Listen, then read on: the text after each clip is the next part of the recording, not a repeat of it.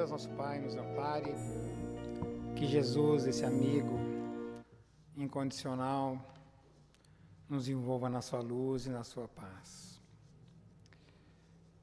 O tema reencarnação é bastante complexo. E se nós fôssemos falar sobre ele em todos os ângulos, precisaríamos fazer algumas palestras. O Senhor, nosso Deus, nos confia a cada um de nós, confia a todos nós, o solo fértil, para que cada um de nós, quando aqui chegar, possa semear. Alguns acham esse solo um pouco arenoso, duro, e desistem. Outros conseguem, em parte, mas se esquecem que para a semente fecundar é necessário o trabalho, os cuidados necessários para irrigar, para não deixar que as ervas daninhas destruam a sua plantação. Mas muitas vezes também não tem a persistência necessária, porque o trabalho é árduo, exige de cada um de nós muita determinação. E outros são um pouco mais persistentes. Conseguem olhar o solo e a terra e, ao invés de vir enxergar ali as dificuldades, enxerga ali uma oportunidade na vida, uma oportunidade de vencer, de produzir e de ser feliz. Mas são muito poucos. Nos dias de hoje, o que estamos vendo, com toda a misericórdia divina, há muito tempo, há muitos anos atrás, os bons espíritos têm nos avisado dos momentos que estamos vivenciando agora. Os resgates coletivos há muito já estão sendo realizados pelos benfeitores amigos em escalas cada vez mais crescentes. Nesse solo que estamos arando e semeando, a separação do joio e do trigo está acontecendo de uma forma acelerada. E para muitos de nós que aqui estamos, espíritas ou não, esse momento é chegado. Para muitos, será a última reencarnação na esfera terrestre. Porque o planeta está mudando e irá mudar, independente dos espíritos rebeldes que aqui estão nesse momento derradeiro de suas jornadas, para dar um passo importante na sua vida. Nós que trabalhamos nesta casa, muito ligados à área mediúnica, ao longo desses mais de 20 anos de trabalho ininterruptos, nos entristecemos com muitas histórias que ouvimos da forma como estamos chegando ao plano espiritual. Nós, quando aqui chegamos, quando estávamos preparando o nosso projeto reencarnatório, muito prometemos. Mas também, no fundo, sabíamos que havia a possibilidade de fracassar. Mas nunca faltou a nenhum de nós os amigos da espiritualidade ao lado, nos intuindo, nos mostrando o caminho. E eu estou caminhando por esse foco sobre a reencarnação hoje, porque ainda há tempo para muitos de nós buscarmos prestar um pouco mais atenção no cultivo desse solo. Ainda há tempo para corrigirmos várias coisas em nossas vidas. Porque quando nós chegarmos, atravessarmos essa dimensão e adentrarmos ao nosso verdadeiro lar, digamos assim, da onde saímos um dia, nós iremos nos deparar com a nossa realidade. E aí, meus irmãos, as lágrimas irão apenas mostrar aquilo que deixamos para trás, o que deixamos de fazer, o que eu deixei de realizar. Hoje um amigo meu me perguntou digamos, sobre... Eu estou com 62 anos, o meu sócio tem 38 anos. E ele me perguntou como é estar com 62 anos. A relação de tempo ele queria saber. Nós estávamos falando de 20 anos atrás, 30 anos atrás. E eu disse para ele, eu vou te falar aquilo que eu sinto do tempo que passou. E dei um passo para a minha esquerda. E eu disse, é isso que representa o tempo que passou. Como assim? Foi tão rápido que eu gostaria de ter feito mais coisas. De ter corrigido várias coisas. Aí eu disse para ele, agora, tu quer que eu te fale sobre o futuro? O espaço é muito menor. O tempo é muito mais curto e se aproxima com muito mais intensidade. Ele ficou pensativo, ele disse, é disso que eu tenho medo, ele me respondeu. Eu digo, mas não tenha medo. Olha os exemplos, trabalha. Faça o melhor que tu puderes. Porque é uma realidade. Quando estava com 20, com 30 anos, olhávamos o futuro, 30 ou 40 anos adiante, e achávamos um tempo imensurável. Depois a gente faz, depois tem o tempo para isto. Mas o trabalho no campo, os cuidados com a terra, são constantes. É desde o dia que aqui chegamos. E quando começamos a ter consciência por nós mesmos, nós sabemos que esse tempo chegou. Porque não sabemos o dia de amanhã. E muitos irmãos que passaram por esta casa, já desencarnaram, chegaram com muita dificuldade ao plano espiritual. Mas alguns irão dizer, mas eram espíritas? Mais dificuldades ainda, porque tinham conhecimento de causa. E a gente nota que aquilo que foi programado e aquilo que foi realizado ficou uma lacuna muito grande, que não foi preenchida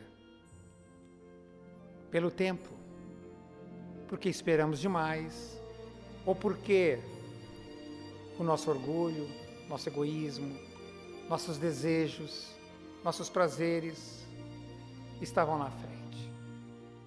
Então muitos chegaram ao plano espiritual com conflitos psicológicos, emocionais. Muitos lamentaram o tempo perdido na mediunidade.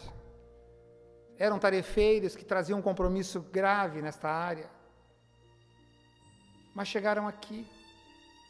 Os prazeres, o trabalho, a busca constante estavam em primeiro lugar. Seus valores mudaram de patamares. E hoje lamentam, muitos custam a se perceber, a entender que estão em outra dimensão, ou então mesmo se percebendo não conseguem se desvencilhar daquilo que eles tinham plena consciência e ficam por tempo indeterminado, presos ao seu tesouro, que é onde estava o seu coração. E choram, e lamentam, porque não sabem quando será a próxima vez. Tudo foi feito de melhor para que nós aqui estejamos e para que a gente vença. A gente muitas vezes não para pensar o trabalho que cada um que aqui está deu aos bons espíritos para que todo esse projeto se realizasse, para que reunisse todo esse conjunto de trabalhadores, de irmãos que aqui estão. Cada um de vocês tem uma missão. Não importa onde seja. Os mais devedores, como nós, muitas vezes precisamos viver 2 jornadas numa só. Nós temos que fazer a nossa parte, onde estão os débitos, na área do emocional, com outros irmãos que ficaram para trás e hoje se reúnem, mas temos também que prestar o socorro, trabalhar pelo Evangelho como uma tarefa de redenção para nós mesmos. Então, meus irmãos, cada um de nós, se for no seu lar, com determinados espíritos, determinados filhos que ali estão, o esposo, a esposa, não importa. É um compromisso que cada um traz. E a gente vê a todo momento as pessoas saindo dos seus compromissos, abandonando a causa, por achar que a vida é muito longa. E como eu disse para o meu amigo hoje, dei um passo para um lado e meio passo para o outro. Um passo representou o tempo que passou, nada. Eu me lembro que Chico, um dia perguntaram para ele, sobre os 60 anos de mediunidade, o que representava em outras dimensões, o que representava o trabalho perante Jesus. Ele respondeu 6 minutos. E nós? Nosso trabalho. Quando olhamos os espíritos da envergadura, de trabalho como Chico, e não pense que com toda a sua dificuldade, todas as suas doenças, em todas as áreas do corpo, era também um resgate dele. E olha o exemplo que esses espíritos chegam à Terra e deixam e trazem para nós. E nós muitas vezes, por pequenas coisas, abandonamos a nossa tarefa. Seja na área do lar, deixando muitas vezes a família desamparada, seja num trabalho religioso, ou na casa espírita, ou num templo, ou na igreja, não importa. É uma tarefa que cada um traz. E a gente tem que retornar com isso completo, como se chamam os completistas. Nós atingimos um patamar evolutivo tão interessante a nível de ciência agora. Há bem pouco tempo atrás, andávamos em dorso dos animais. E hoje atravessamos o universo, as estrelas, os planetas. E a gente não consegue viajar um pouco para dentro da própria realidade que é a vida. Não nos apercebemos o quanto ela é rápida. Como eu gostaria de voltar no tempo e corrigir muitas coisas. Mas eu ainda estou aqui. Nós estamos aqui. E é possível sim melhorar. Recomeçar. Alterar o ponto de partida, mesmo que esteja atrasado. Cada um chegou aqui a seu tempo. Então, meus irmãos, é importante que a gente tenha, digamos, essa consciência do que é estar vivo, do que é estar num corpo físico, a bondade divina de poder ver, olhar, enxergar, trabalhar, amar, perdoar, ser útil, crescer. Nós não podemos passar pela vida como um ponto cego, porque depois as lágrimas não vão adiantar. Os depoimentos em mesas mediúnicas são corriqueiros e constantes. É o filho, é o jovem que sai de uma festa, que exagera na dose da cocaína, do álcool, e através de um acidente numa serra, numa estrada, leva consigo mais 2 ou 3 jovens, antecipando o seu retorno ao plano espiritual. É aquele que se perde nos vícios, é aquele que se perde no relacionamento conjugal, deixando para trás muitas desilusões, muitas decepções na área do sentimento. Traz um compromisso de evoluir nesta área e acaba reencontrando velhos espíritos e se comprometendo novamente. E quando volta, a tarefa está perdida. Quase nada adiantou. A pergunta 999 do Livro dos Espíritos. Basta o arrependimento durante a vida para que as faltas do espírito se apaguem e ele ache graça diante de Deus? O arrependimento é o primeiro passo, tanto para os encarnados como os desencarnados. Compreender, reconhecer o seu erro, pedir perdão a Deus e trabalhar. Nas regiões inferiores, quando muitos espíritos chegam, independente de condições que estão, mas aqueles que trazem mais débitos na área moral, por exemplo, e que passam anos e anos, muitas vezes, em regiões de difícil narrativa, E depois de tanto sofrerem a ação divina, sim, para que possam se depurar, quando o orgulho desce e o arrependimento se mostra, e eles se ajoelham e oram a Deus, o socorro chega. E todo esse processo de recuperação se inicia aí a nível espiritual, onde todos nós já trilhamos, todos nós já visitamos essas regiões. E quanto mais duro for o coração, mais difícil, mais demorado será. Porque é por esse sentimento verdadeiro que emana de dentro de nós, quando estamos cansados de sofrer. Pode ver que quando nós atravessamos, qual de nós que já não visitou a dor no seu corpo físico, ou que já não verteu uma lágrima? E quando nós nos ajoelhamos perante Deus, elevamos nosso pensamento ao alto, a misericórdia de Deus nos acolhe. E as portas se abrem, os caminhos se renovam. Então, a nível espiritual é a mesma coisa. Quando os espíritos encarregados, as legiões descem, as legiões inferiores, para os resgates, isso é constante. Somente são resgatados aqueles que estão com o coração pronto para isto. E recebem ali o primeiro ato da misericórdia divina. Porque Deus não quer que nenhum se perca. Quantas vezes nós já erramos? Quantas vezes a gente já faliu e está aqui novamente? Nós estamos aqui. Com certeza viemos de processos difíceis, um pouco melhores hoje. E quando esse processo passa, nós nos preparamos para a nova descida, o que acontece? Precisa haver todo um conjunto da obra divina para que a gente possa reparar. Porque não adianta apenas o arrependimento. Eu preciso reparar o meu erro. Mas que para isso aconteça, eu preciso ter o amor e o perdão daquele que foi o ofendido. Olha como a lei, olha como as coisas funcionam.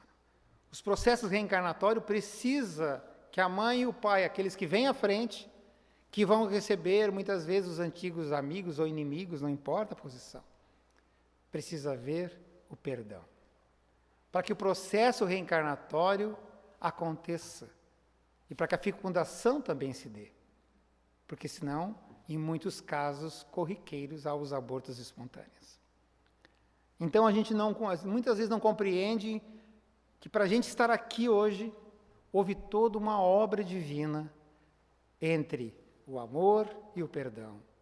O ofendido é levado a nível espiritual, colocado em frente esse encontro de almas, e muitas vezes ali há o amor, há o perdão, as lágrimas, o abraço e a aceitação para que aquele espírito possa estar novamente no seio daquela família, onde um dia, aquele mesmo que ali está, decepou todas as esperanças, todas as alegrias.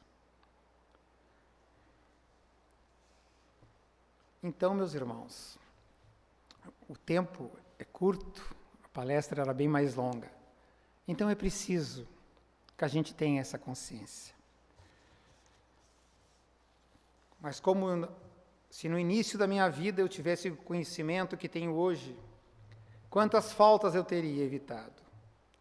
Se eu fosse recomeçar, eu faria tudo de modo diferente. Eu tenho certeza que todos nós, intimamente, muita coisa nós mudaríamos. Mas ninguém pode dar aquilo que não tem. Tem esse lado também. A gente dá aquilo que a gente tem condições de dar, aquilo que a gente pode dar. Mas muitas vezes, dentro do nosso livre-arbítrio, nós fizemos as escolhas. E muito sofrimento, e muita dor, porque passamos muitas vezes, a causa está nas nossas próprias decisões. Nem tudo é prova, nem tudo é expiação. Mas da mesma forma que o sol se levanta no dia seguinte, para a recuperação do tempo perdido, para ele também, após a tempestade, o sol brilhará, e nela poderá aproveitar a experiência do passado, tomando boas resoluções para o futuro. Então, meus amigos, a mensagem hoje, pouco tempo curto, é isto. Amanhã, um novo dia. o sol estará brilhando novamente, trazendo várias oportunidades para nós. Que nós possamos refletir sobre isso. Aonde dá para melhorar, aonde dá para mudar, que nós possamos olhar a terra, que nós possamos semear, que nós possamos cuidar, fazer a colheita necessária e saber que Deus é amor, que Deus é Pai. E cada dia que passa, que nós possamos trabalhar todos esses valores e refletir sobre muitas decisões nossas, deixar o nosso ego para trás, temos mais humildade e simplicidade nos nossos atos. Perdoar, amar, procurar ver ter aquilo que está pela frente ainda, o que dá para fazer de melhor, o que ficou para trás, reconhecer como erro, mas sem culpa, e se trabalhar cada dia, trabalhar suas imperfeições, crescer na direção do Pai, para que a gente, quando chegar de volta, a gente possa ser abraçado pelos benfeitores amigos, num abraço, assim, daquilo que foi realizado, de tudo aquilo que foi combinado, ter sido realizado por nós. Para quem já tem filhos e pais e netos, quando vocês estiverem nas suas casas, com aqueles que vocês amam, naquele convívio, a gente muitas vezes demora muito tempo a perceber isto. Quando somos jovens e estamos sempre correndo, buscando, é da realidade de cada um de nós. Então, muitas vezes, vamos criando os filhos naquele mesmo ritmo, dentro daquilo que é do nosso conhecimento.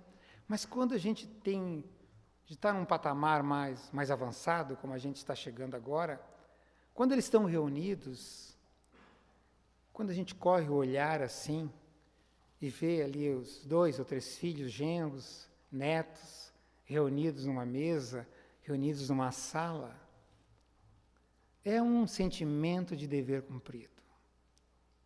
É um sentimento que vem lá de dentro, que toda luta, que toda dificuldade valeu muito a pena. Porque foi difícil, foi. Desde o primeiro dia da união, os compromissos expiatórios, as provas porque a família passou, a dificuldade que foi agregar aquele lar, aqueles espíritos para vencer, eles te perdoar, obter deles o perdão através do teu amor que tu doou, e tu olhar para eles depois de um certo tempo e dizer assim: Senhor, obrigado, eu consegui superar essa dificuldade. Pensem nisso quando estiverem nos seus lares. Olhem de uma forma diferente para eles. E se por algum motivo alguém está faltando naquele grupo, busque aquela ovelha que muitas vezes está lá desgarrada, ou por algum motivo ou por outro, agregue, some, faça o melhor possível. Um abraço a todos, um beijo no coração de cada um. Muita paz.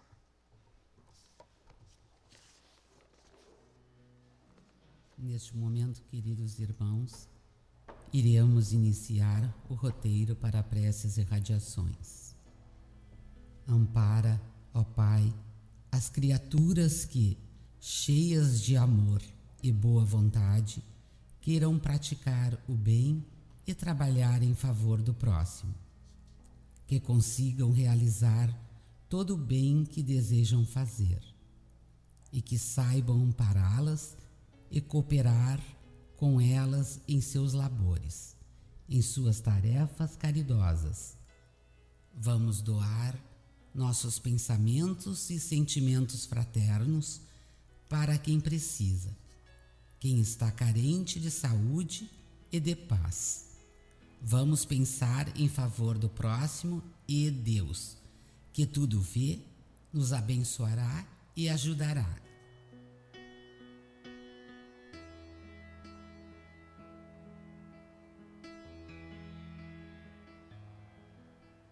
Pelo nosso lar e pelos queridos que lá deixamos, imaginando a figura meiga de Jesus entrando pela porta principal, deixando em todos os aposentos um rastro de luz que ilumina todos os ambientes. Essa luz transborda portas e janelas e vai envolvendo a todos os nossos vizinhos. O lar é a primeira célula da sociedade. Nele, Deus reúne as criaturas que mais precisam estar juntas, para se reajustarem ou ampararem mutuamente. Que a proteção divina se estenda a todos os lares, ao nosso também, que